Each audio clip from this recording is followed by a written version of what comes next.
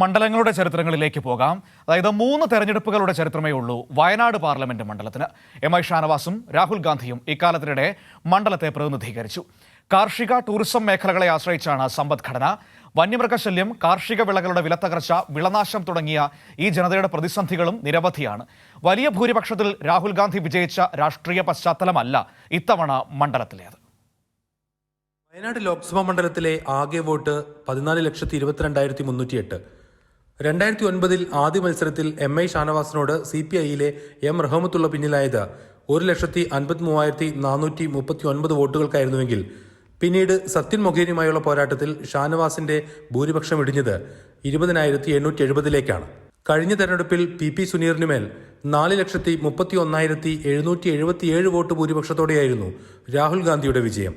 ആകെയുള്ള വോട്ടുകളുടെ 64.67% നേടിയാണ് രാഹുൽ ഗാന്ധി ലോക്സഭയിലേക്ക് തെരഞ്ഞെടുക്കപ്പെട്ടത്. വലിയ ഭൂരിപക്ഷം നൽകിയ ആത്മവിശ്വാസം രണ്ടാം തവണയും രാഹുൽ ഗാന്ധിയെ വയനാട്ടിലേക്ക് എത്തിക്കുമ്പോൾ പഴയതുപോലല്ല കാര്യങ്ങൾ. മണ്ഡലം നേരിടുന്ന പ്രധാന പ്രശ്നങ്ങളിലൊന്നും ഇടപെടാനാവാത്ത MP എന്ന ശക്തമായ വിമർശനം രാഹുൽ നേരിടുന്നുണ്ട്. വന്യമൃഗശല്യം പോലുള്ളവ അതിരൂക്ഷമായി നേരിടുമ്പോഴും ഒരു സ്വകാര്യ ബില്ല് പോലും അവതരിപ്പിക്കാനാവാത്ത പാർലമെന്റേറിയനാണ് അദ്ദേഹം.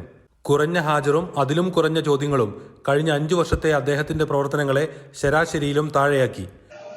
രാഹുൽ ഗാന്ധിയുടെ കഴിഞ്ഞ 5 വർഷക്കാലത്തെ പ്രവർത്തനം തീർത്തും നിരാശാജനകമായിരുന്നു. മണ്ഡലത്തിൽ പലപ്പോഴും അദ്ദേഹത്തിൻ്റെ സാന്നിധ്യം ഉണ്ടായിരുന്നില്ല നമുക്ക് കാണാൻ വേണ്ടി കഴിയും.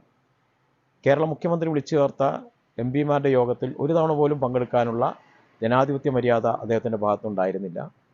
പാർലമെൻറ്റിലെ അദ്ദേഹത്തിൻ്റെ ഇടപെടലുകളും അങ്ങേയറ്റം ദയനീയമായിരുന്നു. സംസ്ഥാന ദേശീയ ശരാശരിയേക്കാൾ താഴെയാണ്. ദേശീയ നേതാവാണ് രാഹുൽ ഗാന്ധിയെങ്കിലും അദ്ദേഹത്തിൻ്റെ എല്ലാ പെർഫോമൻസും താഴെയാണ് നമുക്ക് കാണാൻ വേണ്ടി കഴിയും. ഇടയ്ക്കിടെ വന്നുപോകുന്ന ജനകീയ വിഷയങ്ങളിൽ ആഴത്തിൽ ഇടപെടാത്ത പ്രതിനിധി എന്ന വിമർശനങ്ങൾക്ക് പുറമെ ഈ തെരഞ്ഞെടുപ്പിൽ അദ്ദേഹം നേരിടുന്ന പ്രധാന വിമർശനം വേറെയുമുണ്ട്. ഇന്ത്യ മുന്നണിക്ക് കോൺഗ്രസ് നൽകുന്ന സന്ദേശം എന്തെന്ന ചോദ്യമാണത്. CPIയുടെ ദേശീയ നേതാവ് ആനി രാജയാണ് വയനാട്ടിൽ LDF സ്ഥാനാർത്ഥി. നിയമസഭാ മണ്ഡലം കൺവെൻഷനുകൾ കൂടി പൂർത്തിയാക്കിയതോടെ ആദ്യഘട്ട പ്രചാരണങ്ങളിൽ LDF മുന്നിലാണ്.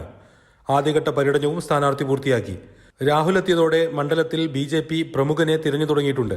ഏതായാലും ഇത്തവണയും രാഷ്ട്രീയ കേരളത്തിന്റെ സവിശേഷ ശ്രദ്ധയായി വയനാട് മാറിയെന്നുറപ്പ്. കൈരളി ന്യൂസ്, വയനാട്.